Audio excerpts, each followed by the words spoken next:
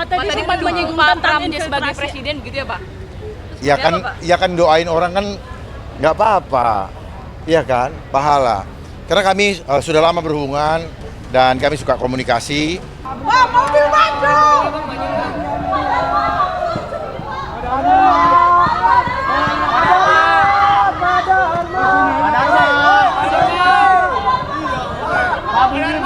Tanpa bundar Pak,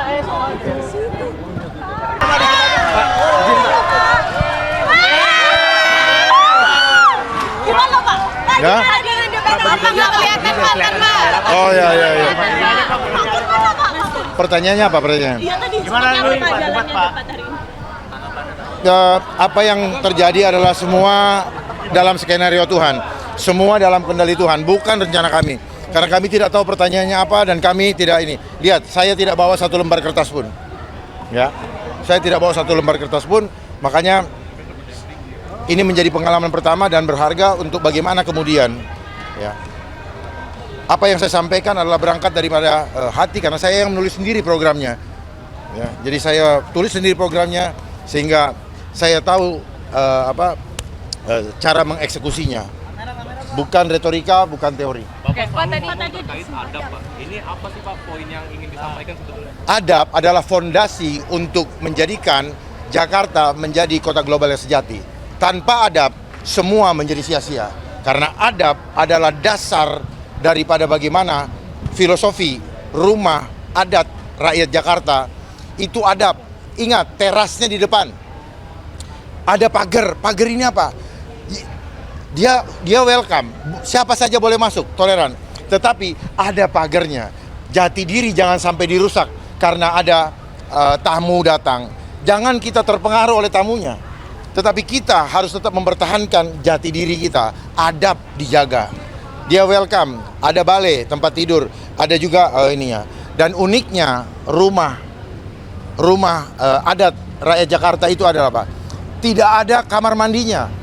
Kamar mandinya terpisah dengan rumah utamanya. Karena apa makna yang terkandung? Mandi, membersihkan yang kotor tidak boleh dibawa ke dalam rumah sampai bersih dulu. Oleh sebab itu, adab itu penting. Lihat ke belakang. Adab orang rakyat Jakarta harusnya seperti itu. Kembalilah ke fitrah kita. Pak tadi sempat menyinggung tentang dia sebagai presiden gitu ya Pak? Ya kan doain orang kan nggak apa-apa, ya kan, pahala. Karena kami sudah lama berhubungan dan kami suka komunikasi dan beliau banyak memberikan masukan-masukan ketika kami masih di kepolisian. Pak tadi sempat menyinggung tentang pandemi yang ada infiltrasi. Bukan saya yang menyinggung loh, Oke. saya dipertanyakan. Oke. Ya, Apakah melihat permasalahan perkotaan di Jakarta juga ada sangkut pautnya dengan itu Pak? siap-siap. Apakah masih mau ada pandemi? Pak Dharma. Masih mau nggak? Pak Dharma ini kan Gimana cara elektabilitas Bapak kan masih terbawa nih Pak. Dengan debat pertama. Nggak apa-apa, mau elektabilitas nol juga nggak apa-apa. Nggak, saya serahkan kepada rakyat. Karena saya ngerti revolusi industri. Semua permainan data itu menjadi industri.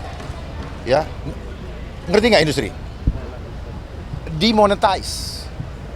Ya, karena orang terbiasa mau bekerja kalau ada apa? Jawab. Kalau ada anggarannya. Jadi ini harus paham. Jangan kita tergiring oleh opini. Ini adalah cara menggiring opini lewat narasi. Makanya kehidupan ini sebenarnya apa? Perang opini. Lihat aja di mana-mana. Dan itu adalah konsep apa? Konsep ciptakan kondisi. Saya ingin mengajarkan itu. Bagaimana cipta kondisi? Buat masalah, cipta reaksi, beri solusi. Solusinya apa? Saya harus sama-sama saya tidak mau mengikuti cara seperti itu. Saya menggunakan strategi Blue Ocean. Tidak masuk dalam kompetisi. Karena apa? Karena kami tahu siapa diri kami tahu kekurangan kami, maka kami jangan bersaing dengan kekuatan yang tidak mungkin kami lampaui. Tidak peduli dengan lembaga survei ya Pak ya? Ya. Ada lembaga survei ada tidak ikut dari itu. Terserah mau peduli apa enggak. Yang penting saya mengatakan supaya kita semua mengambil kesimpulan yang rasional. nasional. Gitu. Karena yang milih rakyat kok. Bukan itu, tapi ini namanya penggiringan opini. Ini perang opini. Lah selama pandemi kemarin apa itu kalau bukan opini? Makanya kan opini itu kan ada yang suka, ada yang enggak, ada yang percaya, ada yang enggak. Ya, saya mah percaya Tuhan. Enggak ada itu apa di Undang-Undang Dasar 45 itu apa namanya sebagai bagian dari kepercayaan. Hanya 5 betul? Sama Konghucu 6 betul? Ya kan gitu. Dari Pak Kun Ya. mungkin ada tambahan. Cukup ya? Gantian paslon. Itu. Semangat ya. Terima kasih Pak. Enggak, minggir aja.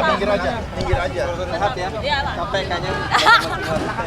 Saya pamit ya. Oke. Terima kasih, Pak. Pak Darma, makasih Pak.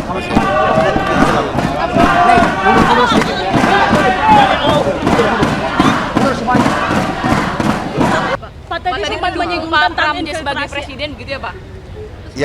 Ya kan doain orang kan nggak apa-apa, iya kan, pahala. Karena kami sudah lama berhubungan dan kami suka komunikasi.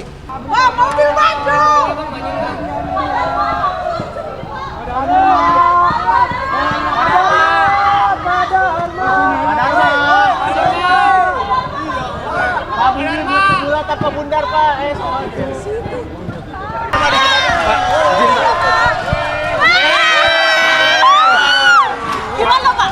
Ya? Nggak kelihatan, Pak. Oh ya. Pertanyaannya apa pertanyaan? Iya tadi gimana lu jalannya Pak hari ini? Apa yang terjadi adalah semua dalam skenario Tuhan, semua dalam kendali Tuhan, bukan rencana kami. Karena kami tidak tahu pertanyaannya apa dan kami tidak ini. Lihat, saya tidak bawa satu lembar kertas pun. Ya, saya tidak bawa satu lembar kertas pun. Makanya ini menjadi pengalaman pertama dan berharga untuk bagaimana kemudian. Ya, apa yang saya sampaikan adalah berangkat daripada hati karena saya yang menulis sendiri programnya. Ya, jadi saya tulis sendiri programnya sehingga saya tahu cara mengeksekusinya. Bukan retorika, bukan teori. Bapak selalu terkait adab, Pak. Ini apa sih Pak poin yang ingin disampaikan sebetulnya? Adab adalah fondasi untuk menjadikan Jakarta menjadi kota global yang sejati. Tanpa adab, semua menjadi sia-sia. Karena adab adalah dasar daripada bagaimana filosofi, rumah, adat rakyat Jakarta itu adab. Ingat, terasnya di depan. Ada pagar. Pagar ini apa? Dia welcome. Siapa saja boleh masuk, toleran. Tetapi ada pagarnya. Jati diri jangan sampai dirusak karena ada tamu datang. Jangan kita terpengaruh oleh tamunya. Tetapi kita harus tetap mempertahankan